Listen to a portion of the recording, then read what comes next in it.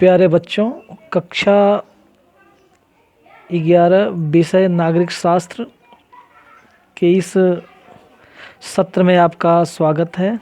बच्चों, आज मैं आपको संविधान सभा क्या है और भारत में संविधान सभा की ऐतिहासिक पृष्ठभूमि कैसी रही और इसका स्वरूप किस प्रकार का रहा के बारे में आपसे बात करूंगा।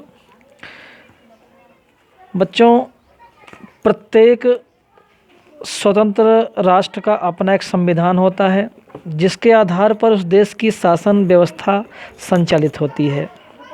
राष्ट्रीय विकास में उसी संविधान का सकारात्मक योगदान पाया जाता है जिसकी रचना उस देश की जनता द्वारा स्वयं की गई हो अथवा जिसकी रचना उस देश की संविधान निर्मात्री सभा द्वारा की गई हो। संविधान निर्मात्री सभा द्वारा संविधान की रचना स्वाधीन राष्ट्र की प्रमुख विशेषता है। भारत जैसे विशाल देश का भी अपना एक संविधान है। भारत का संविधान विश्व का अद्वितीय तथा बृहत संविधान है। इसकी रचना सन 1946 में मंत्रिमंडलीय मिशन अर्थात कैबिनेट मिशन योजना के अंतर्गत गठित संविधान सभा द्वारा की गई। संविधान सभा का आशय, संविधान सभा का सीधा अर्थ उस सभा से है जो किसी देश के संविधान की संरचना के लिए गठित की जाती है। यह सभा राज्य के लिए संविधान अर्थात राज्य के नियम कानूनों को निर्धारित करने का कार्य करती है। भविष्य में समय समय पर इन नियमों और कानूनों को आवश्यकता अनुसार लागू किया जा सके और राज्य के नागरिकों के लिए एक समान व्यवस्था लागू हो सके। इस प्रकार संविधान सभा लोकतंत्र की पहली कड़ी है। जनता ही अपने शासन विधान की स्वयं रचना करे, यही वास्तविक लोकतंत्र के अस्तित्व की पहली शर्त है। विद्यार्थियों, संविधान सभा को परिभाषित भी किया गया है। जैसे सामाजिक विज्ञान विश्वकोश के अनुसार संविधान बनाने वाली सभा एक ऐसी प्रतिनिधि संस्था है जिसे नए संविधान की रचना करने, उस पर विचार करने, उसे अपनाने अथवा मौजूदा संविधान में महत्वपूर्ण परिवर्तन प्रस्तावित करने के लिए गठित किया जाए। बच्चों, इसको जेनिंग्स ने भी परिभाषित किया है। संविधान सभा एक ऐसी प्रतिनिधित्मक संस्था होती है जिसे नवीन संविधान पर विचार करने और अपनाने या विद्यमान संविधान में महत्वपूर्ण परिवर्तन करने के लिए गठित किया जाता है। जनता अपने शासन विधान की रचना करने के अधिकार का प्रयोग जिस संस्था के माध्यम से करती है उसे संविधान सभा कहते हैं। संविधान सभा का मुख्य कार्य संविधान की रचना करना है, इसीलिए इसे संविधान निर्मात्री सभा भी कहा जाता है।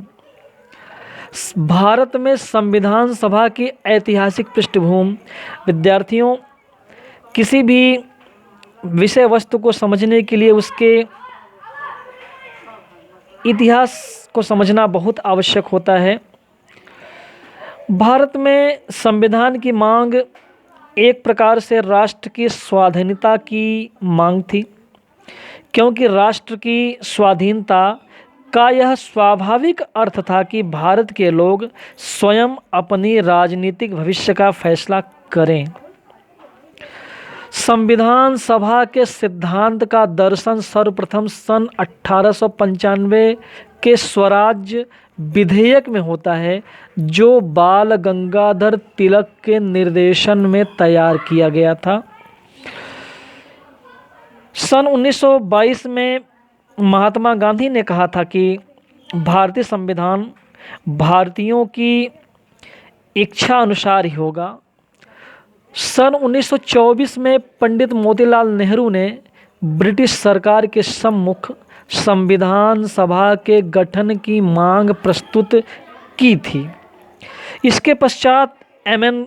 राय ने औपचारिक रूप से संविधान सभा के विचार का प्रतिपादन किया और पंडित जवाहरलाल नेहरू ने इस विचार को लोकप्रिय बनाने और उसे मूर्त रूप देने का कार्य किया। दिसंबर 1936 ईस्वी तथा सन 1938 ईस्वी के कांग्रेस अधिवेशनों में संविधान सभा के गठन की मांग को दोहराया गया। प्रारंभ में मुस्लिम लीग ने संविधान सभा के गठन की मांग का विरोध किया, किंतु सन 1940 ईस्वी में पाकिस्तान प्रस्ताव के प्रतिपादन के बाद लीग ने 2 अलग अलग संविधान सभाओं के गठन की मांग प्रारंभ कर दी।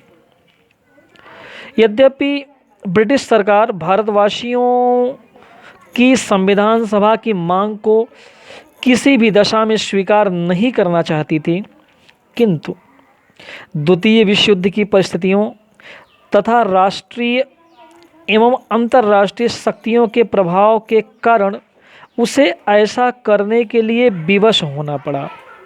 अगस्त 1940 के प्रस्ताव में ब्रिटिश सरकार द्वारा कहा गया कि भारत का संविधान अनिवार्यतः स्वयं भारतवासी ही तैयार करेंगे।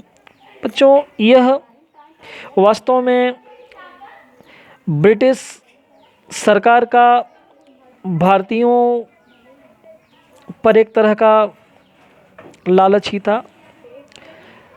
वास्तव में क्रिप्स मिशन योजना द्वारा ब्रिटेन ने सन 1942 ईस्वी में खुले रूप में स्वीकार किया कि भारत में एक निर्वाचित संविधान सभा का गठन होगा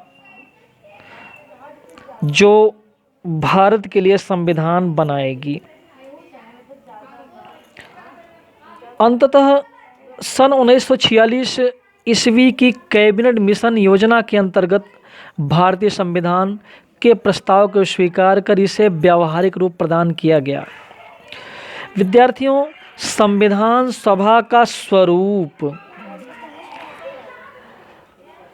यद्यपि कैबिनेट मिशन योजना के अनुसार ही भारत का संविधान बनाने के लिए संविधान सभा की व्यवस्था की गई थी, विद्यार्थियों, इस संविधान सभा का जो गठन था वह 16 मई सन 1946 ईस्वी की कैबिनेट मिशन योजना के अनुसार किया गया था।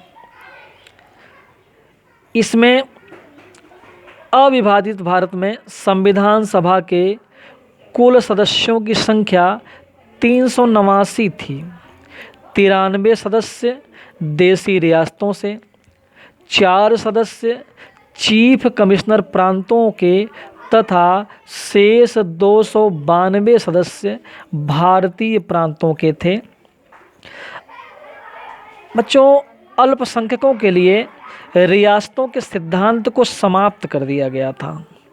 मतदाताओं को केवल 3 प्रकार से विभाजित करने का निश्चय किया गया था: सामान्य, मुसलमान तथा सिख, केवल पंजाब में।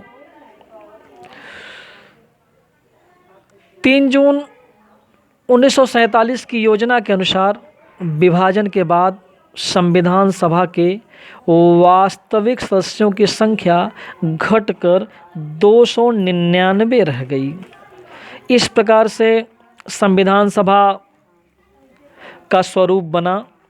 विद्यार्थियों, वास्तव में संविधान का सभा का गठन 2 उद्देश्यों को लेकर किया गया था।